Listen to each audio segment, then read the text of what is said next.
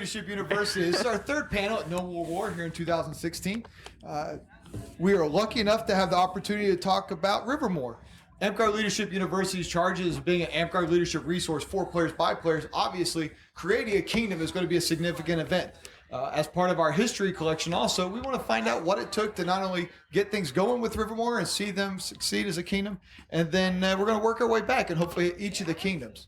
What I'd ask you to do is, as we get things started today, just from my left to my right, take a couple moments, introduce yourself, where do you play, and then a couple of your foot stomps, if you will, as far as what do you want to make sure we discuss today. We're talking about how to build a kingdom, the Rivermoor story. Sir Khanar? My name is Khanar, and I play in Querna, Tema, a duchy in Omaha, Nebraska. I think what everybody should take away from today is that, you know, if you've got a dream and your dream is to start a kingdom, as long as everybody works towards it, it's going to happen if it's supposed to happen. Eventually. But it's hard work and it takes a long time. Kupe? Kupe, Stronghand, Darkchester, many names. So building on what Sir Khanar said, we were sort of an anomaly in the fact that we are both a low population center because our parks our core group is Lincoln, Nebraska, Omaha, Nebraska, and Sioux City, Iowa, and those are the three crowns represented on the heraldry. Up and down the Missouri River. And the hard part for building the numbers that you need is that, you know, honestly, getting geeks to gather is much like herding cats. And so gathering their attention for the needed time span takes a lot of effort. And so the anomaly is both the low population center and that there was literally no support structure around us. There were no kingdoms anywhere near us. The closest ones were 8 hours away in either direction. So that's kind of the base that we're building from, is building something literally from with nothing around it. So that's probably what a lot of our stuff is going to focus on. A number of kingdoms that are coming up now, Winter's Edge, Polaris, I think there's another one in California, but I can't remember the name right now, and I apologize to you all from California. But they have the good fortune to have someone to build off of. But a lot of our stuff is going to apply across the board. I just wanted to give that as the big basis. Like, we were building with really just us and not a whole lot of anything else. So some of our stuff is going to apply across the board, but some of it's really not. Okay. Argile? I'm Argile, Blackstone McFay, play out of Querna, Tema. Basically, for me, the biggest thing I would touch on is getting the people to play. I was regent at the time that we were making the kingdom push, so I know a little bit about trying to get the people, like Kupe said, to travel to meet in one spot, and things like that. So that's the biggest thing I can speak on. Bjorn? All right. I'm Bjorn. I play out of Ivory Tower, Lincoln, Nebraska. I've been playing about 11 years.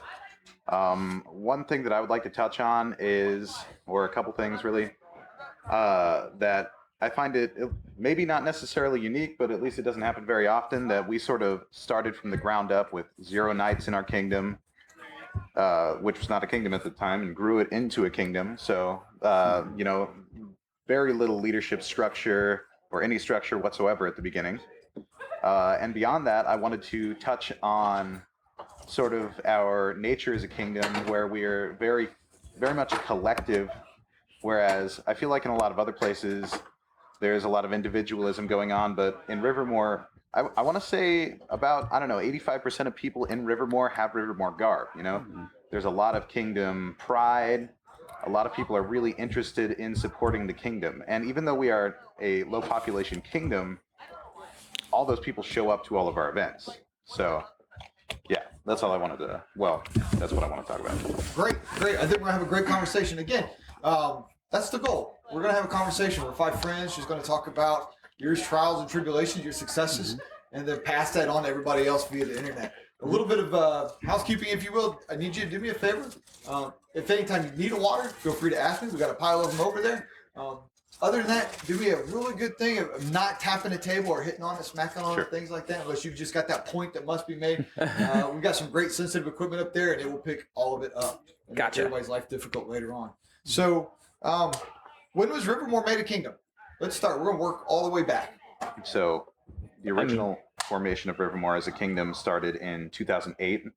We created Rivermoor. Originally, we were in a principality called the Principality of the Rosetta Pact, which essentially, give or take a few parks, is the combination of the Kingdom of Rivermoor now and the Principality of Polaris now. However, our sponsoring kingdom, the Iron Mountains, as well as, us, decided that that would be a huge geographic area and incredibly unwieldy. We would have to drive like 8 to 10 hours to go to a coronation, for instance, if it was in Chicago. On the from edges. Lincoln. The corners of that one were Lincoln, Nebraska, Chicago, Illinois, and Minneapolis, Minnesota. And I think there was and Grand Forks, North Dakota. So at that point, you're talking about the edge of one kingdom being 15 to 16 hours away from the other edge of the kingdom, which is kind of untenable. Yes, which is, obviously problematic. So those two groups split into the Principality of Polaris now and the Kingdom of Rivermoor now. And that happened in, I want to say it was March of 2008, I think. And that's how it was Yeah. Yep. formed. I was the last prime minister of Rosetta Pact. So I got to divest the funds to each of the parks. That's a fun argument. But yeah, exactly what Kenny said. The group ultimately came from the Principality of the Rosetta Pact, which was at its core kind of a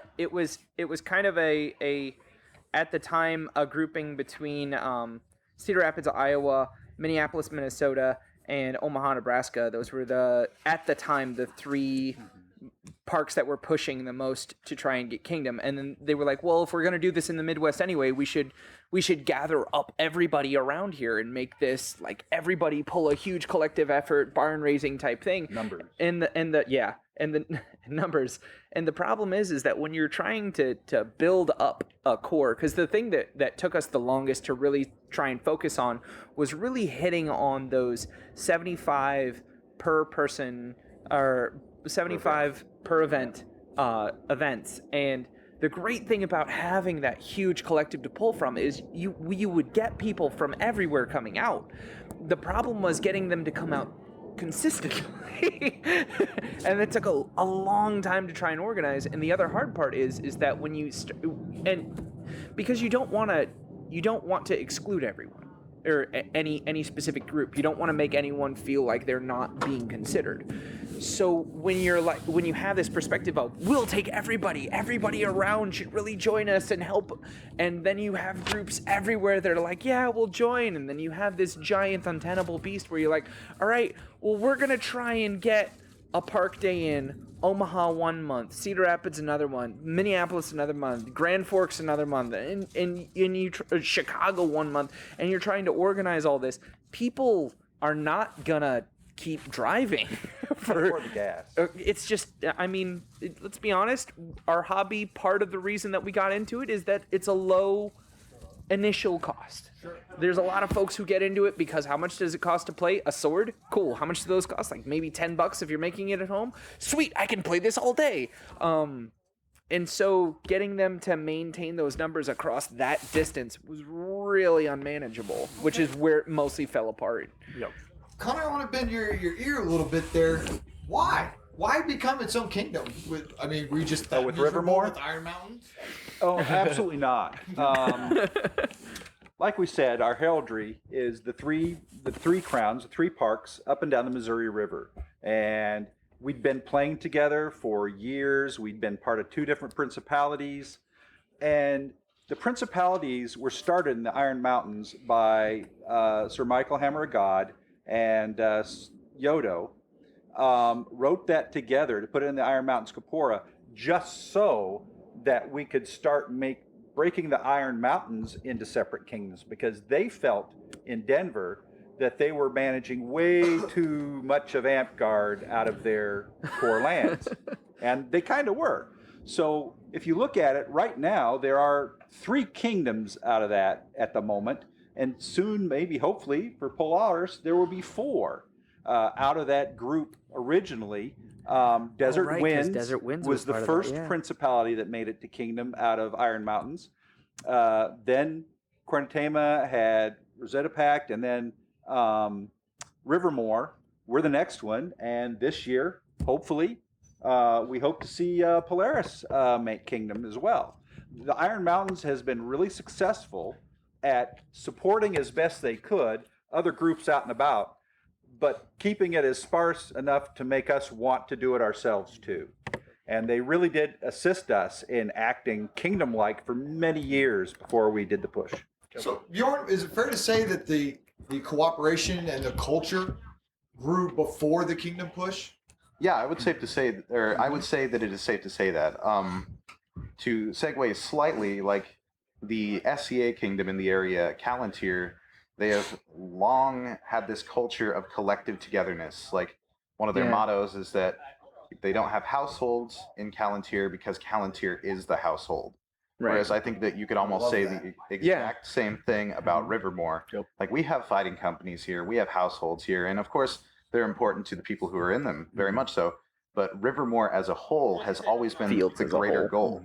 Yeah. And all of us have worked very hard to make sure that Rivermoor succeeds and continues to be successful in the future. And I think that I don't want to say that that is entirely unique to us, because I think that all the kingdoms work very hard to maintain themselves. But I think that that is something that is somewhat of an identity to us. So, Yeah, most of our folks that travel and do a lot of interkingdom events, they have garb for their company when they fight with their company, and we have most of our folks are in homegrown companies, but we have rogues, a few other interkingdom companies. But when they field, for the most part, a lot of our folks, when they field or when they go out and party at night, they're wearing blue and white, and that's not a. We try very hard to instill the pride that all of us feel, especially as folks that have been around forever. Yep. Like, this is our kingdom. We built this kingdom. We built this kingdom for the people that are in this kingdom. Like, all of the new players, your first day, you get introduced to, how we play the game, and also a lot of this is the pride that you should feel for being a Midwesterner and being in Rivermoor itself. We have a definite culture. Yeah. As a kingdom.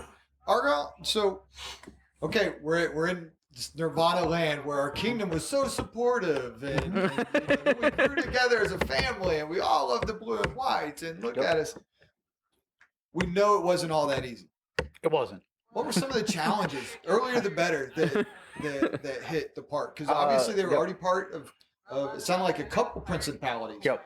So what are some of the challenges? And then let's talk about why it succeeded this time. Well, I mean, as we said, it was 2008 was when we broke up from Rosetta Pact. So it was 2000. Even that sounded like it was polite. Well, it was. I mean, for the most part, it was really like, okay, well, you guys take this and you guys take this and we're good. And it was less of like I hate that guy and I don't want him to be in my principality. It was more just like, I'm tired of driving 16 hours. So just geographically. And that was just it. That was one of our biggest struggles. I mean, so from 2008 to 2015, really, I don't want to say stagnated, but we kind of just sat there a lot of the, we didn't really do a lot. It was the travel, the recession. There were a list of things that, that some of the other kingdoms don't have. The leadership burnout of having, I think there was a rota of like maybe 10 people in principality level office for 6 years. So close to. Yeah. So it was basically encouraging people to why should we be doing this? What was the goal? What was the end goal here? And of course, our end goal, just as Polaris is trying, the end goal is kingdom. That is the ultimate goal of a principality. But it was, why do we want to do it? What do we get from this? Well, we've got people that were maxing out in awards, and at our kingdom center being 8 plus hours in some of those locations away, it's kind of hard to say, hey, do you know who we are? Have you met this guy? He's been playing 6 years now. Have you even seen him? So it was really where we needed to be. We just needed to start that and get it done. And to be fair, the Iron Mountains still have not given me any challenges. Okay, so I will We're be still in honest. a perfect world. The biggest challenge that we had was, I don't know how many of you are from the Midwest. I mean, obviously some of you are from the Midwest or been to the Midwest. Anytime from October till about March, it The gets world cold. shuts down. It gets cold and it snows. Polaris, obviously, they're further north than we are. They know more about it than we do. So it's getting people. Why do I want to travel 4 hours, 3 hours, 2 hours, play in the even an snow. hour to play in the snow when I can do that 5 minutes from my house? So it was selling it. What did we need to sell? We needed to sell Rivermoor, but it was also just creating the monthly events. Coming up with the new ideas, getting people to believe that coming to this next month's event is going to be fun. It's going to be worth your time.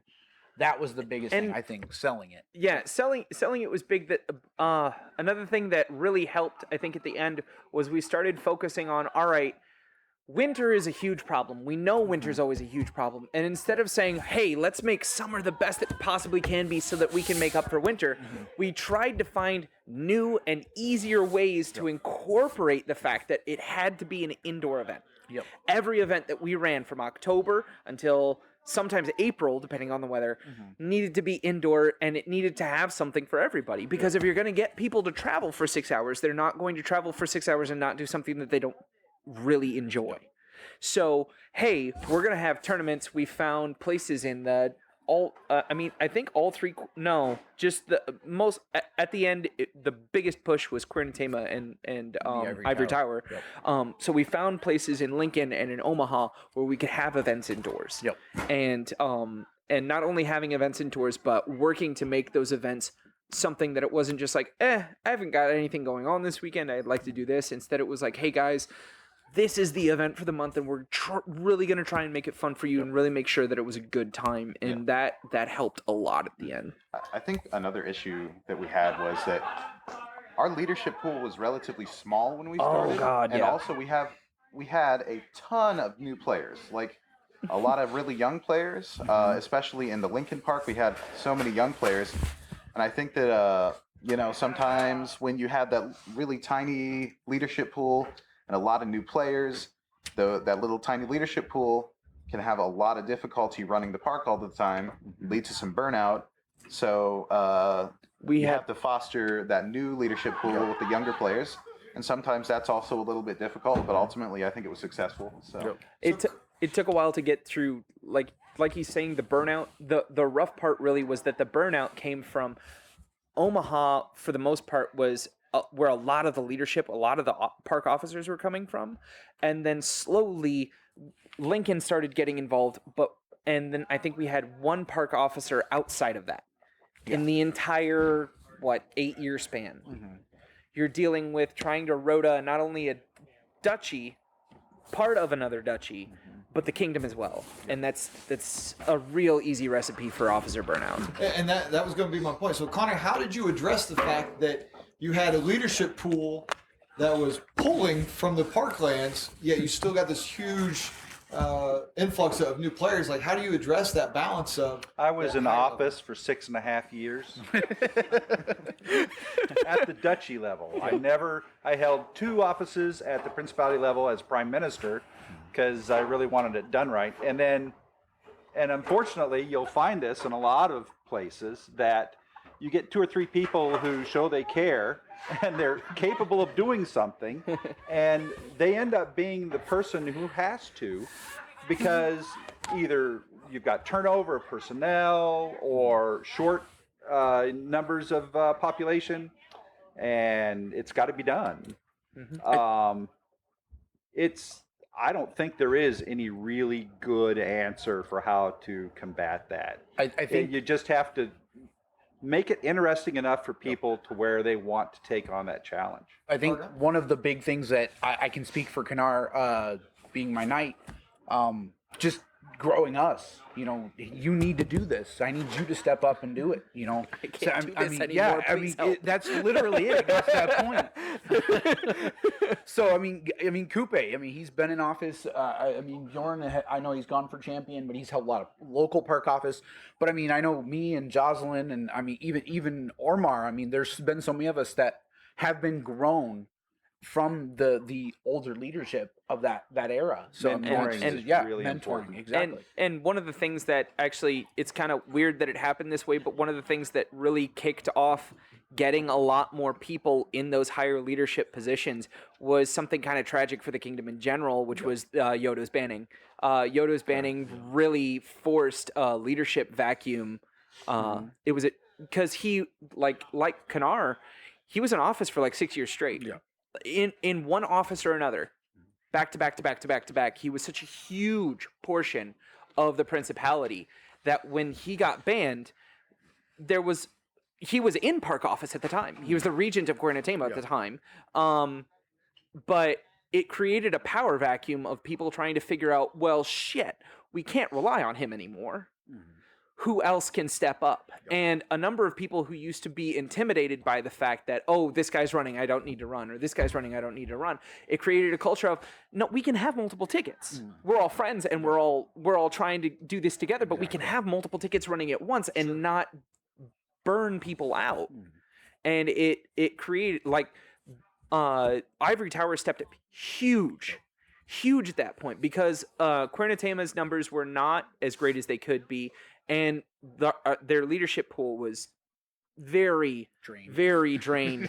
And then having one of the main cornerstones get pulled out, it dropped Querna Tema hard. And one of our knights passed. Yeah, with Teleri. Who also had been a prince of the principality. Oh my God. And she was just one of those driving forces. Foundation people that you have in an organization, and losing two at that time Teleri out of a group of knights of four. Really, that's half of your leadership. That's just a huge gut punch right in the middle of everything. You already shifted your weight. Did you have something you wanted to add to it? Okay, just listening. Good. You mentioned the SCA culture. Sure. Was there a lot of cross gamers between the Skadians and the Amtgarders that seeped in, or how did that cross the line? See, maybe not originally, but there was originally.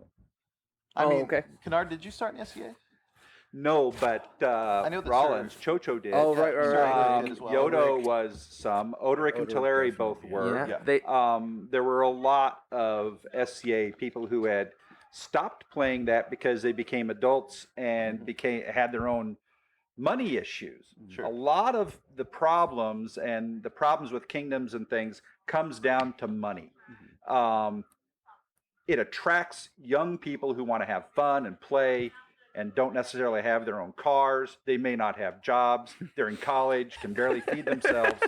And so the people in the group that do have a decent job and a car and can drive people places and stuff end up more or less being the sponsorship for the group.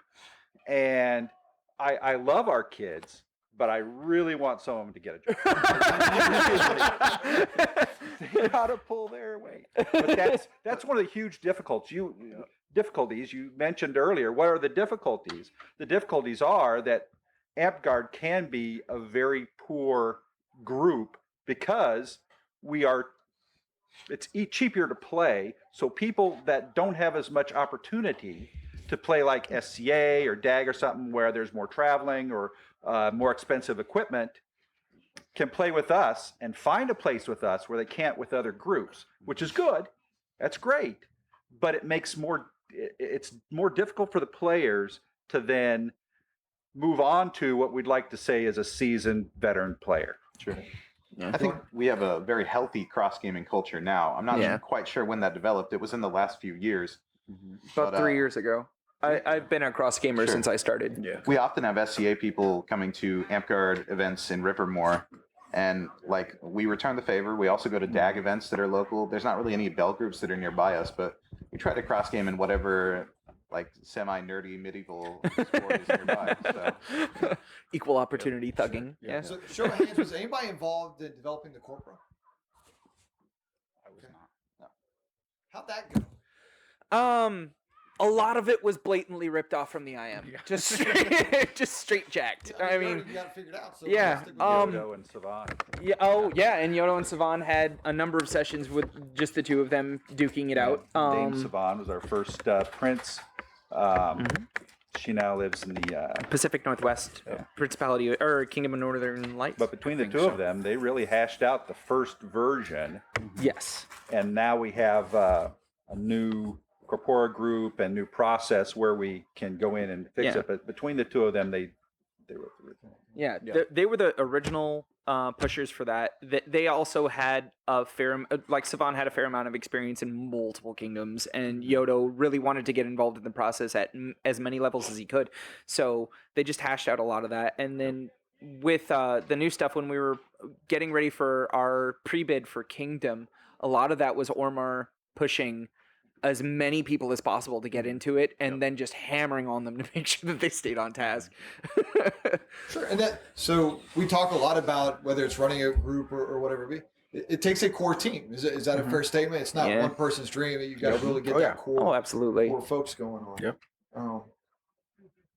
So did anybody work on the Kingdom package? Yeah, I did. I think Okay, everybody. I was about to say, why are you still here? How did that go? Pretty good, actually. The way that we worked it is we pretty much divvied it up. It was a lot of it was ATN and Renoa and Jocelyn and I.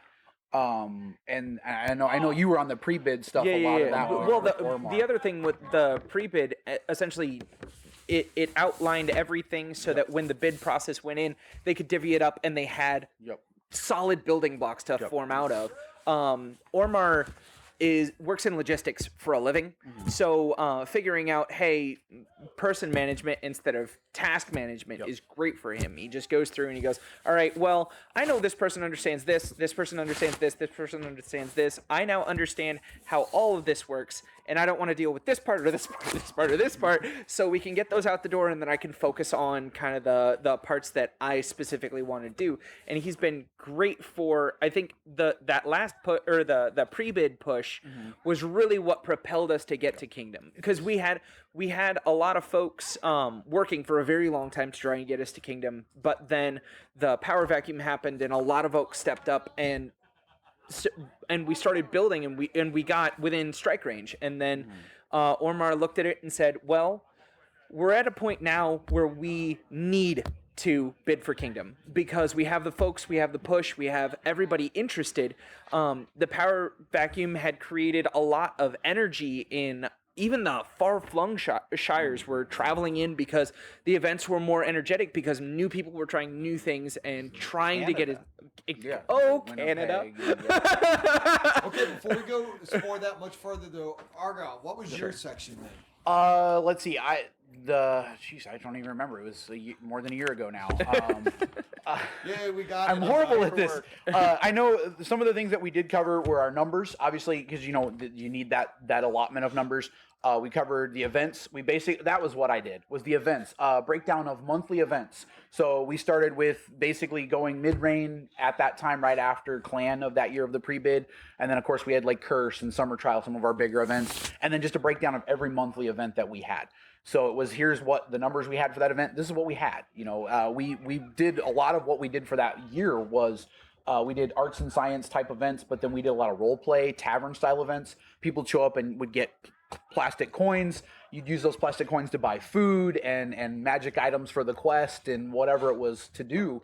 And that's basically how we sold that year. But that's really, that was it. When we had, I don't know, did you get a copy of our pre-bid or our bid? So you remember how much was in there? It was a good 30 pages long, I'm pretty sure. And then each of the major events had pictures and things, some of the larger events. There was quite a bit of work. Renoa actually did a lot of the formatting on that. And then ATN did a lot of the money research and the numbers research and things like that. And then Jocelyn did a lot of the just, hey, now that we're doing this, I need you here, you here. She basically organized it. So was there much communication with the Circle Monarchs Executive Committee, Burning Lands BOD? Yes.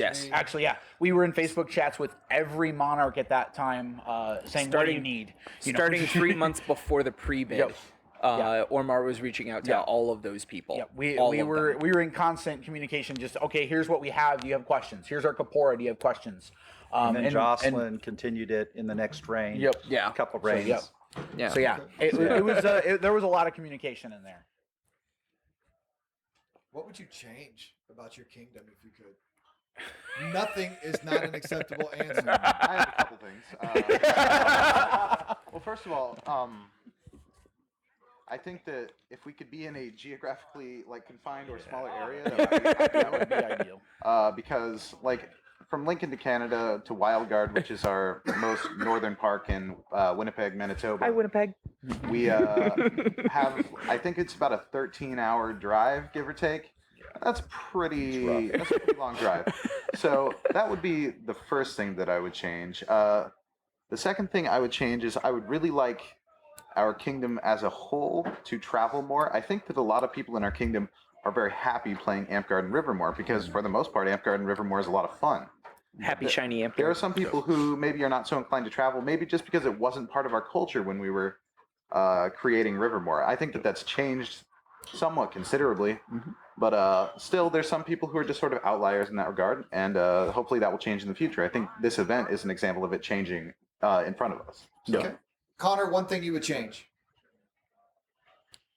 I wish they'd get jobs.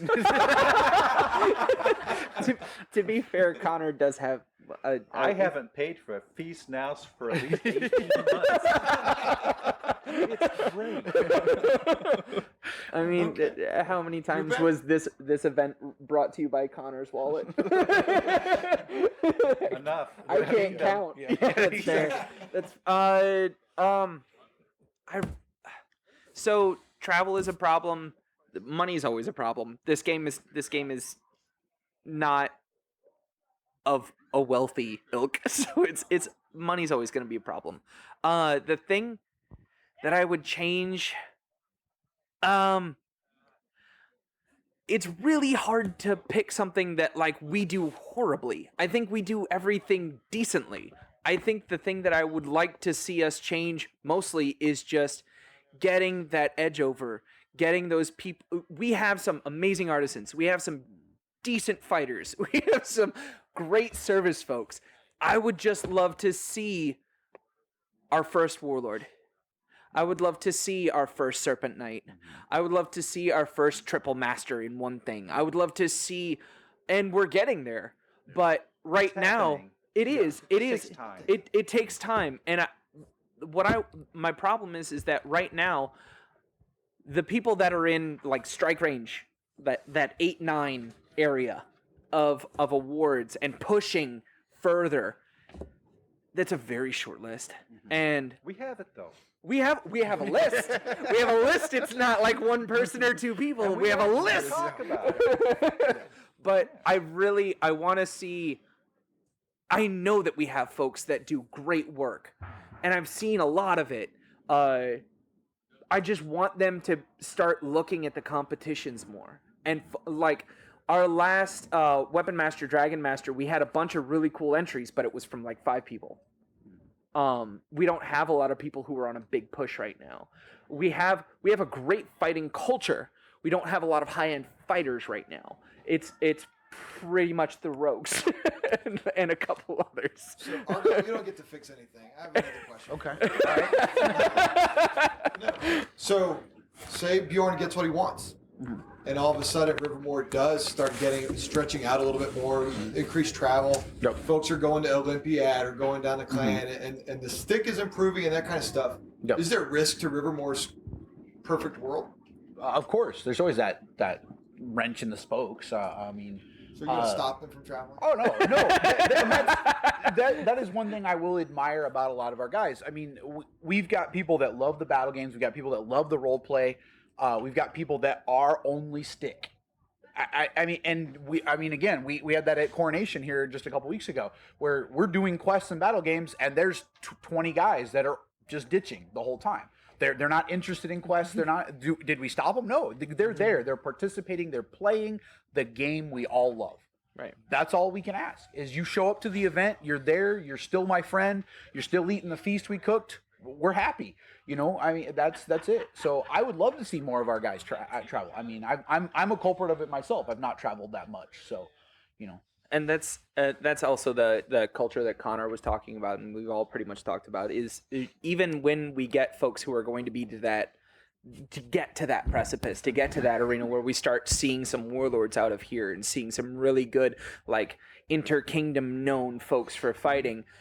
I don't think that it's going to do the thing where you see, oh, that guy's the top of the heap and he treats everybody like trash. That guy can't exist in this kingdom because that guy's not going to have fun. Yeah.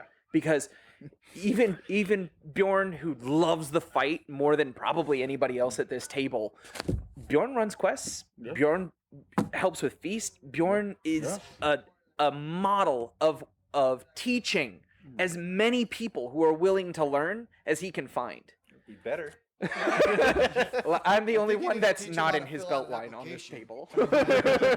But so joking aside, how do you maintain this? It's one thing to pursue kingdom status. How's Rivermoor? Is Rivermoor actively fighting apathy? And if so, how? And if not, how long until it sets in? Well, I think in some ways we had a post-getting kingdom crash a little bit, but I think that maybe that's bad wording. I feel like people just needed to rest up after all of that effort. Yep. I think we're fighting it right now. Like, we have a really interesting and fun, like, sort of reign that Omar is doing right now, where he's using a lot of, like, Russian iconography like and Soviet Russian iconography and stuff to do this sort of weird dictatorship themed reign.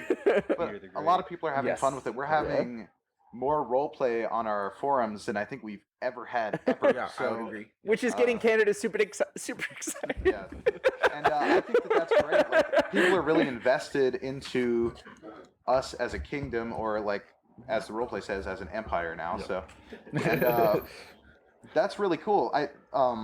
Maybe that's the future, is like really dynamic quest lines and reign themes and stuff like that. And also bringing in like all sorts of people outside who can teach us lots of stuff would be really cool, as well as traveling to other places and learning from those people. So to help continue us. Who's the big role player at the table? Is it? Argile, is that you? For the most part, What's yeah. RP look like on I think he said Facebook. Or forums, whatever. on the forums, usually it comes out like Ormar actually has a what is it, the face of the empire, the voice of the empire or something. So he'll put up a post, and that's strictly his role play character. But that's, I mean, I know Kupe's put out some stuff. I know you've put out a few things as well. Yeah, I'm the kingdom's minister of propaganda. Yeah.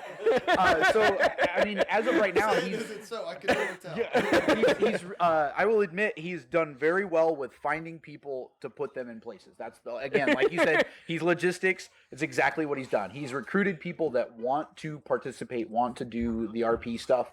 I know he's got some guys that are going to be the resistance and things here soon. It's amazing. I mean, that's just it. It's a lot of fun in character type RP. So yeah, that's one of the good things about our group. And I was going to say this earlier, is that we're pretty good at finding people's strengths and allowing them to run with what they can do.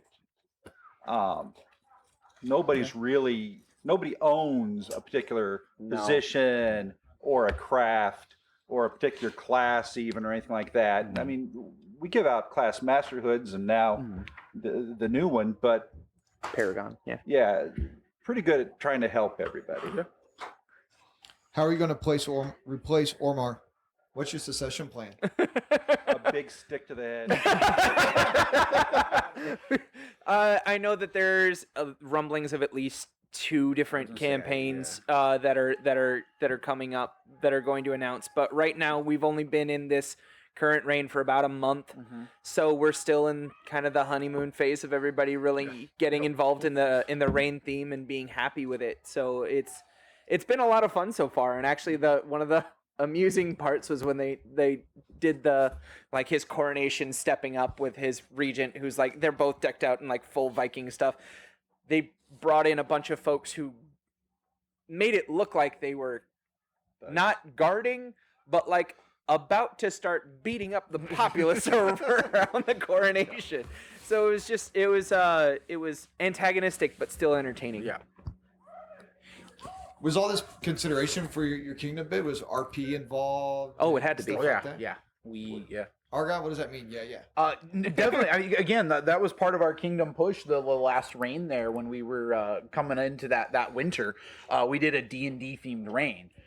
We did Dungeon crawl. Yeah, we did. We had a dungeon. We had the first tavern day we did. We fought a beholder, which was one guy as the main eye, and then we took all of these different magic balls, and every eye had a different magic ball. Just unlimited. So again, it was a lot of role play in that reign. Yeah, I mean, Wildguard is a prime example of the role play. They do a lot of role play there. I mean, yeah, it's been something we've always done. So, yeah. Let's not fight. So let's talk go about indoors a little somewhere. bit about Wildguard. Obviously, they're behind me here, so you guys have to play nice. But, No, we don't. what role did they play? I mean, they're obviously pretty far away. They're across in another country. You need passports, I think. to travel there. Yeah, you absolutely do. What role did they play in pursuing Kingdom? Bjorn? Well, I think that maybe I'm wrong here, but in Amtgard, they're somewhat of an anomaly in that they are very into the role play and maybe not so much into the fighting. However, they had charismatic leaders when they started, and they managed to foster really large numbers. You know, when at their apex numbers wise, they're getting like 80 people a week, and people seem to really enjoy that. And they integrated into the greater Rivermoor, and so their numbers have topped off a little bit, but at the same time, they've been like a really major, I don't know, just they're a lot of fun. Yeah. It's super happy shiny after. Yeah, exactly. Like as weird. In addition to that, I think that in some ways, like we would like to pay it forward to our northern parks eventually, because I know that as soon as they're capable of doing so, they would like to form a principality of their own one day. Exactly. But Canada. and you know, we got a lot of support from the Iron Mountains, and like I said earlier, I think we'd like to pay it forward one day to them as well. So I do know that for the final bid, I think we specifically excluded Wildguard's numbers because we didn't want that to seem like, because for a while we had the numbers be a big issue, and at that time Wildguard was the largest park in Amtgard, period. 85 was low park days in the winter in Winnipeg. 150, am I right? 150, right around that area? Yeah, 150 in the summer, every week, in one park. And so we didn't want it to look like, oh, well, this park with all of these numbers here, we're just going to grab them right before our pre-bid. Sure. And look, we have all these numbers now. And no, we didn't. So what they were huge on, though, is everybody in Amtgard, when you first start, is so excited for everything. And if you want to find a ball of excitement anywhere at any Rivermoor event, if you can find a Wildgarder, guarantee that they are a pocket of excitement about whatever it is that they're doing, or at very least, if you start talking about something, eventually you'll get to the topic that is the thing that they're, oh my god, super excited about. And so they all have that. Even the ones that have been around for 3-4 years, 4 years, 4 years. 4 years the park's been around. Even the ones who've been around for 4 years still have that just epic level of excitement and joy from just like, oh my god, this game is so fun, that folks have been around for 16 years, 13 years. It's hard to maintain that. Okay. Sadly, time is coming to a close. So what I'm going to ask you to do is just starting, Khanar, we'll start with you. What's that foot stomp, that couple items where that, man, I didn't get a chance to say this, that you'd like to take away? And then what's going to happen is we're going to go down the line. When we get to Bjorn, Bjorn's going to give the Wildgarders a look over my shoulder that encourages them to come up, and we're going to try and do a post game talk about Wildguard with them. So, awesome. But don't leave first foul. off, let's wrap things up here. So, Khanar, what do I need to take away from this if this is the last little bit I watch? That Rivermoor is a really fun kingdom to play Amtgard in, and we want you. If you move into Omaha or any of our towns, please come play. If you're just coming through town, stop on the weekend and play with us. We love y'all. We'll play. We'll have dinner. Amtgard is great. Is it extra points if they come here because they've got a job? You know, But regardless, right? Everybody's welcome at Rivermoor. Kupe? Yeah, we've tried for a very long time to foster not only happy shiny Amtgard, but just like if you're in the area, if you're interested in any part of anything, just let us know. We really, I think every single time that, because I used to be really big on ESAM forever because I was in law school and it was a thing to be distracted by. And so I made a fair number of friends. And so when they would be like, oh, I'm in this part of the country, I should talk to that person. So we had, Randall came by, Shadow, Rainin, anytime that Farrell, anytime that we had somebody that was just in town and they were like, you know what, it'd be kind of cool to just sit and chat with somebody. We really love people coming in from outside who just like, so this is what it's like when there's no bitterness, when there's no like true criminal thuggery. Like it was amusing the one time that we had Shadow and Raina come up and they tried to pull the oh, what are y'all doing? I've never heard of this before. And I was like, I've seen your Amp Wiki, you're Shadow. And he's like, Argile? Yeah, I think the biggest thing to take away is that, kingdoms can be built. As was stated, we really did start from nothing. We didn't have a knight that moved here and said, I've played this game for 10 years, I want to start a new park. Even the ones who had been playing for like 10 and 15 years weren't knighted before they were here. Yeah. So, just transplant-wise, though, even if they weren't knighted, we didn't really have that. I think Val and Savon are really the closest that we had at any time that moved in.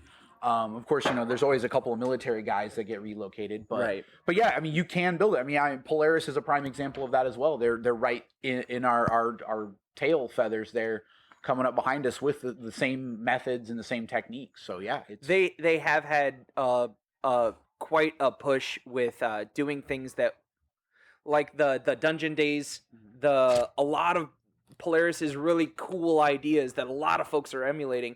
That's all them, and they've just done a fantastic job of pulling in crazy numbers.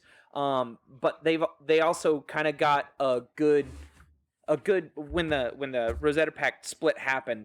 There were a lot of knights who stayed up in Polaris instead of moving over to Rivermoor, so that they had a bit of an advantage as far as the leadership went. Okay, Bjorn. All right. Well, I just want to say that I think that Amtgard's a lot of fun when everybody gets along, and Rivermoor has so far done that mostly very well, and I would just recommend that you do that in your Amtgard area if you like to have fun at Amtgard. In addition to that, I just want to say Players for Kingdom, so good luck, guys. Wildguard people, are you going to... Come here. Yeah, we'll take a break from recording and stuff, but a big thank you. I really appreciate it. This is our first history lesson. I'm sure Tie-Dye will get on to me because it wasn't enough about history, but I love some of the things you guys have going on. But I thank each and every one of you for your time.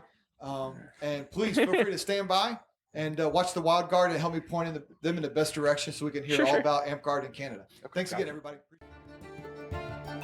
My first day at Amtgard was a raid on our little park by Tal de Gore, who at that time was a duchy.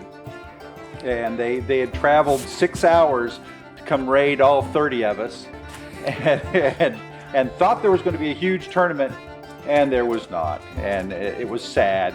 But I was so impressed that day that I've played ever since. That was July 2002. So this is a great thing because we're playing with Tal de Gore people here, and we're all friends, and they know we don't hate them. Yeah, and half of them have no idea that ever happened. Absolutely not.